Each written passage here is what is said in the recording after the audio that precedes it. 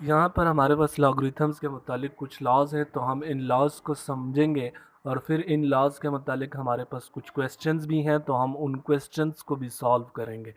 अब सबसे पहले हम इन चार लॉज को समझते हैं। लॉ नंबर वन, असल में लॉ नंबर वन हमारे पास मल्टीप्लिकेशन के बारे में है।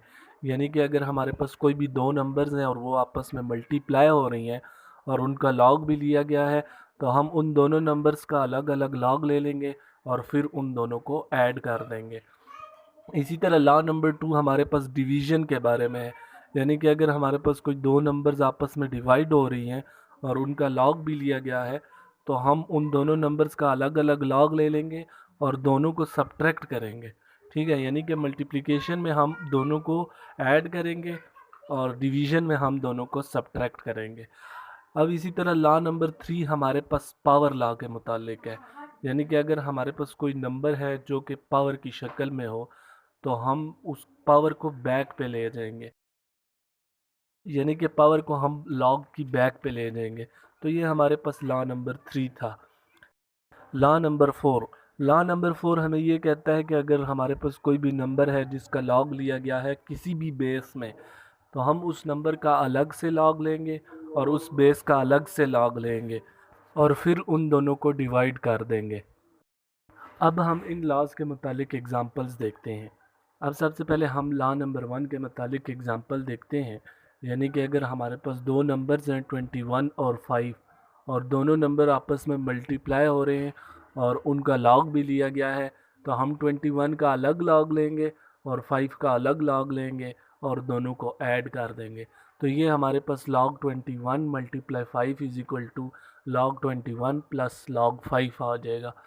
तो ये हमारे पास लॉ नंबर वन था। यानी कि हमने लॉ नंबर वन को डिस्कस भी किया और उसके मुतालिक हमने एक एग्ज़ाम्पल को भी समझा।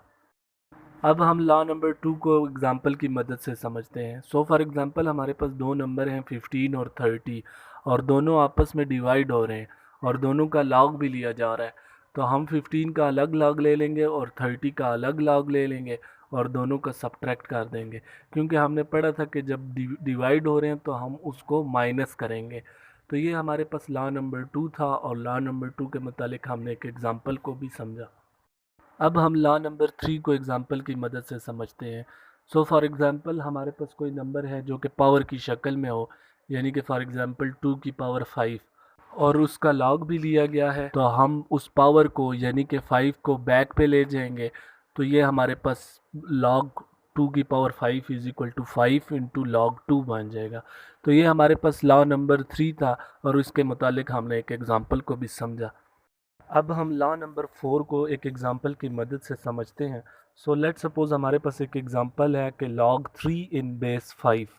तो अब हम यहाँ पर 3 का अलग से log ले लेंगे और 5 का अलग से log ले लेंगे और फिर हम log 3 को log 5 पे डिवाइड कर देंगे।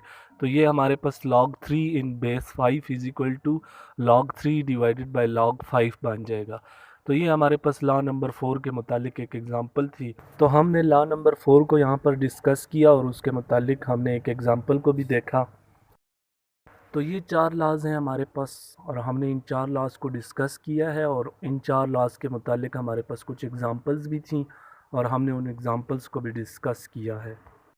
अब हम इन लॉज को समझने के बाद कुछ क्वेश्चंस देखते हैं और उन क्वेश्चंस में इन लॉज को अप्लाई करते हैं और हम देखते हैं कि ये लॉज उन क्वेश्चन में कैसे अप्लाई होंगे।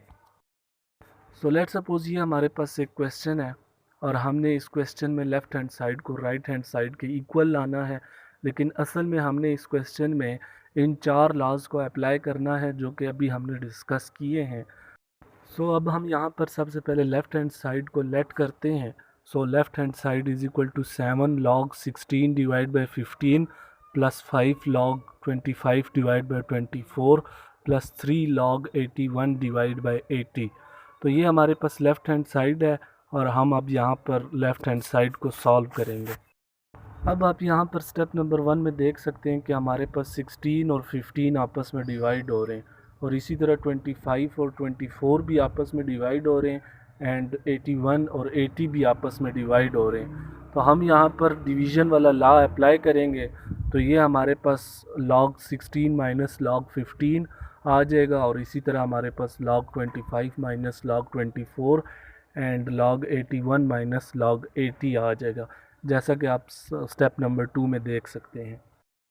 अब स्टेप नंबर 2 में हमारे पास 16 है, तो 16 को हम 2 की पावर 4 लिख सकते हैं, और इसी तरह हमारे पास 15 है, तो 15 को हम 3 मल्टीप्लाई 5 लिख सकते हैं, और 25 को हम 5 का स्क्वायर लिख सकते हैं, और इसी तरह 24 को हम 2 की पावर क्यूब मल्टीप्लाई 3 लिख सकते हैं, और 81 को हम 3 की पावर 4 लिख सकते हैं, और 80 को हम 2 की पावर 4 मल्टीप्लाई 5 भी लिख सकते हैं।